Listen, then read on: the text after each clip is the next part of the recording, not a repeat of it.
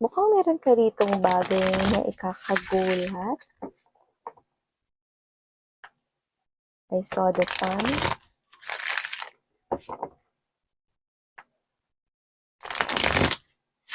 Ikakagulat na maaari mo ring ika-confuse. Yan. Ano ba Tagalog na ika-confuse? Na maaari mo ring ikaguluhan. Yan. O maaari kang maguluhan.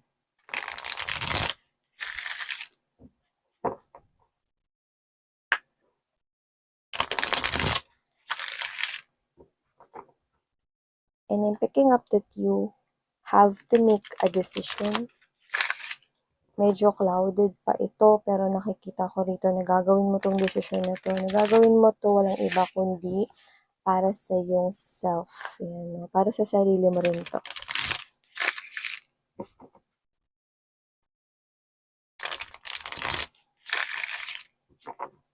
Ooh, medyo heavy yun.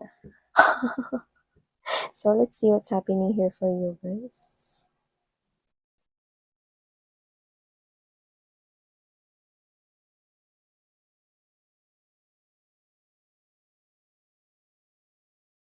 Oh, okay.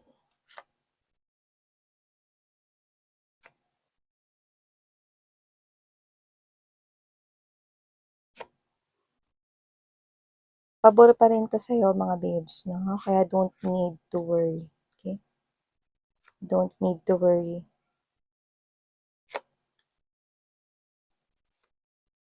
Paminsan-minsan kailangan to. Paminsan-minsan. Yun. Ay, may magwawagi pa rin talaga dito. Ano? Pero sureness na magwawagi ka dito. Ano? So, may magwawagi dito, pero may pinaka nagwawagi dito na walang iba kundi ikaw. So, yeah, mga babes, no? So, yan, bago natin simulan ng reading na to, let me just say hi and hello everyone.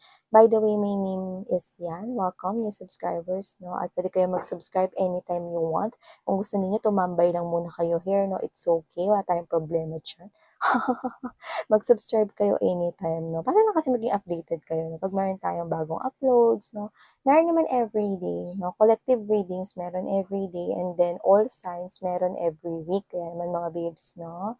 Pwede kayo mag-tune in dito. At sa mga returning subscribers, thank you so much for the warm love and support you're giving me. So, alisin ko lang tong tissue.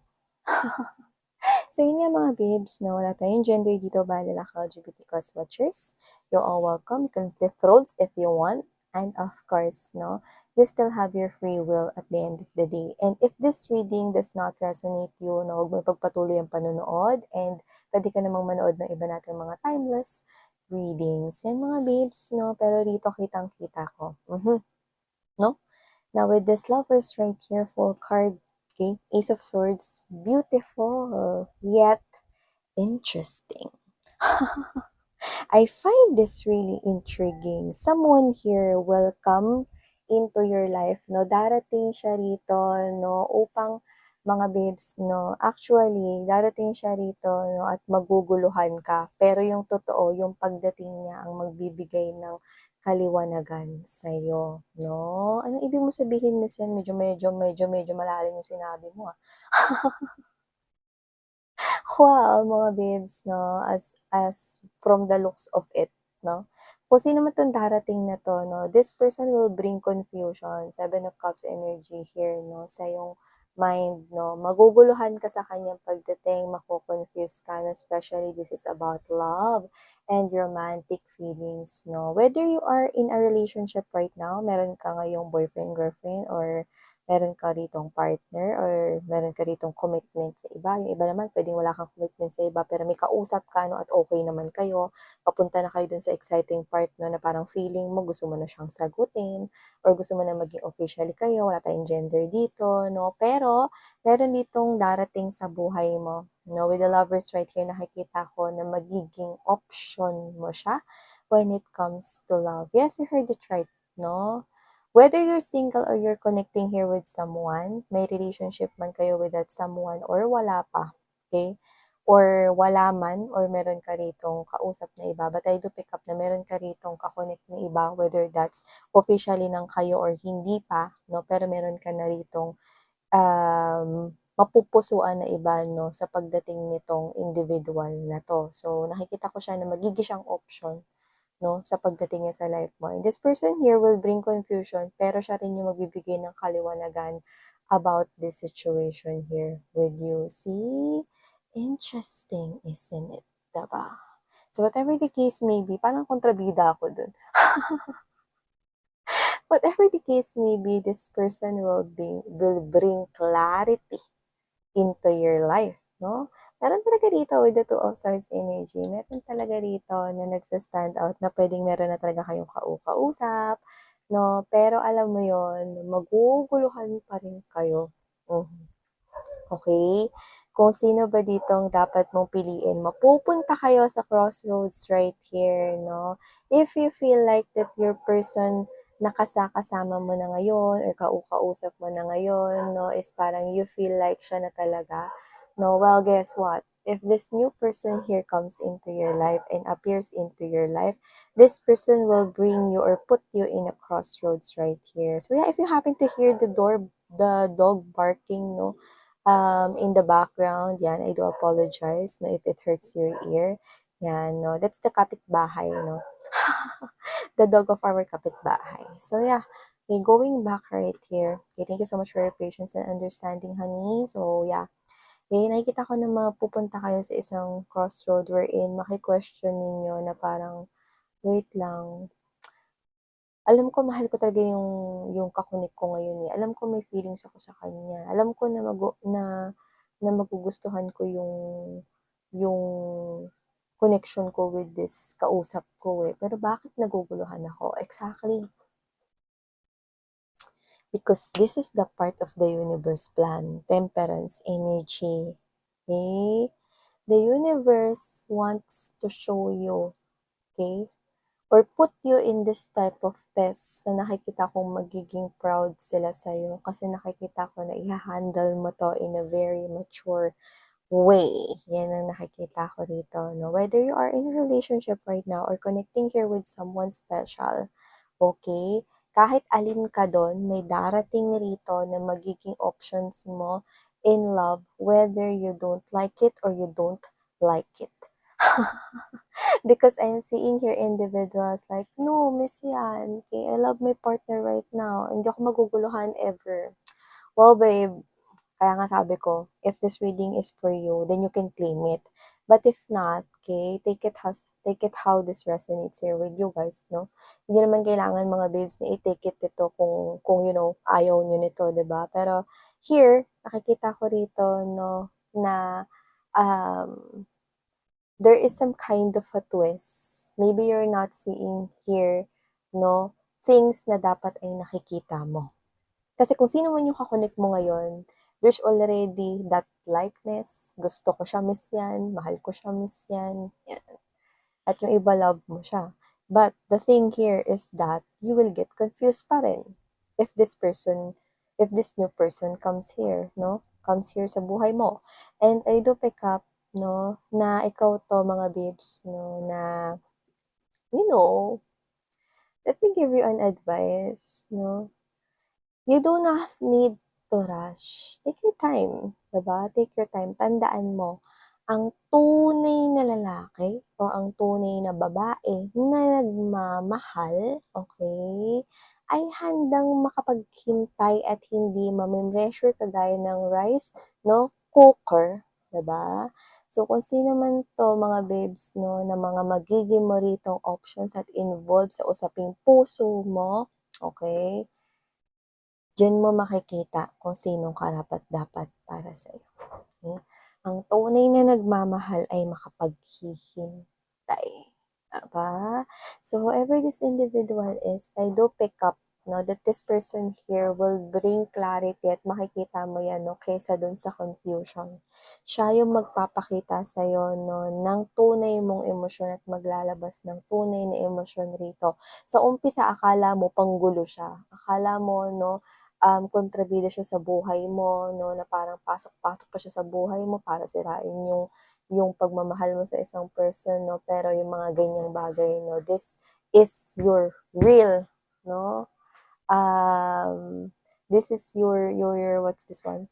This is your totoo, 'no, na parang emosyon at feelings, 'no, malalabas ngayon, 'yan.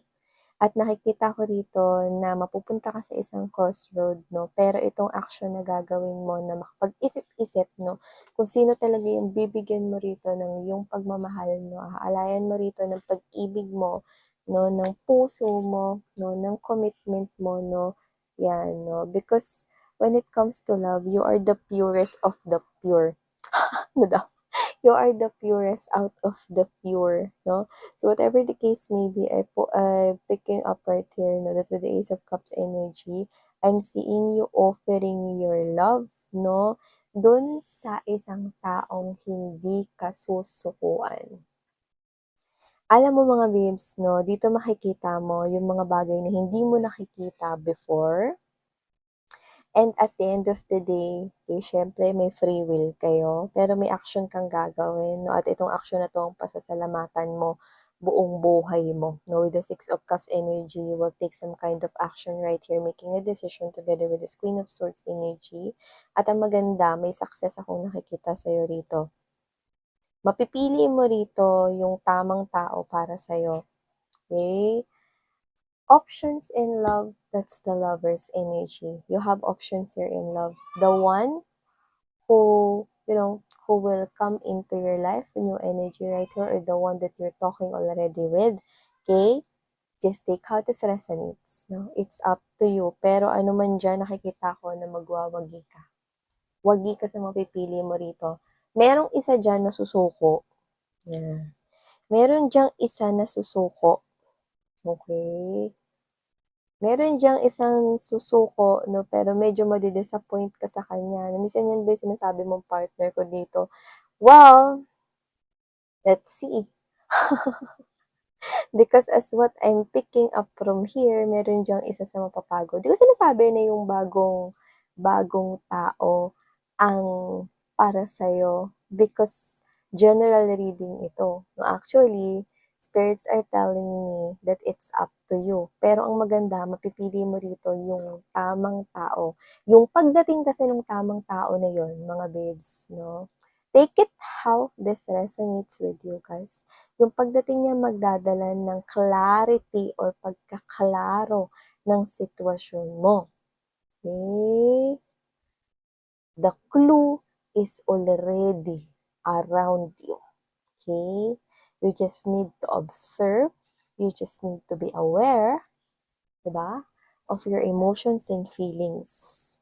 Kasi meron dito mga babes, no, na may mga bagay kang marirealize sa pagdating ng bagong tao na ito. Okay? Pero wag kang mag-alala kasi nakikita kita rito na sa huli, mapipili mo ang tamang tao at mauuwi ito sa kasalan. That person will definitely be the one that you will marry here, or that person here will be the one na nakadestined talaga for you. Merong isa dyan na mapapagod at merong isang magpapatuloy rito na magmahal. Medyo mahirap itong paggawa ng desisyon na 'to, 'no, kasi ang nakikita ko dito sa pagdating ng bagong tao, 'no, maguguluhan ka, 'di ba? So, ibig sabihin magkakaroon rito ng taking a break, taking a pause right here, 'no, with your kausap, with your boyfriend, girlfriend, or kung sino mang kakunik mo, 'no, sa pagdating nitong bagong tao na 'to. Magkakaroon diyan ng pause, 'no, temporary break, 'no, para mag-isip, 'no, or makapag-isip-isip dito. Meron diyan isang susukuan ka. It's either that new individual coming into your life or that partner of yours already, or the one that you're talking to already, 'no. Pero wag kang mag-alala kasi at the end of the day, mapipili mo ang tamang tao at makikita mo rito, 'no, ang hangganan ng kanilang pagmamahal at kung hanggang saan kanila kayang i-pursue, okey? Ang clue na nakita ko, 'no, sa aking mind, 'no, ay ang flash ng alam mo yung ano, yung smartwatch, 'no, that's black, so maaaring meron siya niyan, okey?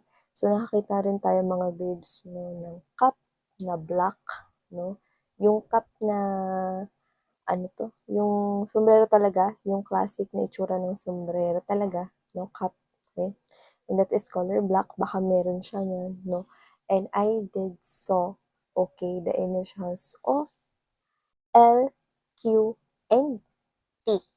So yan 'no, maaaring yan ay mga hint 'no, diyan sa tao na yan or baka yan mga babes 'no ay you know 'no, mga bagay na nakita mo sa pangalan or initials niya or makikita mo sa mga gamit niya 'no, yan ay maaaring maghatid sa'yo dun sa tao na yan 'no. At nakikita ko rito na madasalin siya, doesn't have to be mga babes 'no, na dadalhin niya kayo sa simbahan, matic na yun. Talagang mauuwi sa kasalan 'tong inyong koneksyon 'no, pero madasalin siya or lagi siyang may dala 'no, na parang something na parang yun yung religion niya 'no at, nandun yung faith niya. So, kunwari lagi siyang may dalang rosary kung siya ay Catholic 'no, or kung siya naman ay Kristiyano, meron kang makikita 'no, na parang yun yung parte ng kanilang pananampalataya na, sobra niya ritong chine-cherish 'no. Kunwari sa mga Catholic 'no, paano ba 'pag may nakitang simbahan 'di ba ng Catholic na nadaanan lang na nagsa-sign of the cross, mga ganyan, 'di ba?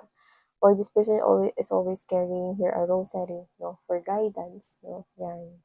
Or for safety, 'yan. So, puwedeng ano man yung relihiyon niya, puwedeng yun yun 'no, makikita mo kung paano siya ka-devoted diyaan 'no. But this person here is someone 'no, mabait siya, alam mo yung parang ano, parang hindi ka niya kayang sigawan. Or hindi niya kayang magalit-magalit 'no, hindi niya kayang magalit sa'yo, okey? Pero hindi niya ito-tolerate yung mistake mo, okey? Alam mo yung 'pag kunwari nagtalo kayo or nag-away kayo, hindi ka niya sisigawan, okey? Pero maaari ka niyang pagsabihan 'no ng mahinahon. Gano'n ko siya nakikita at navu-view. So, you have options here in love, no? This person might be coming here that will bring confusion to you, pero because this person here will definitely bring clarity into your love and romantic situation here. So, thank you so much, honey. Sarang ngayon, love and light.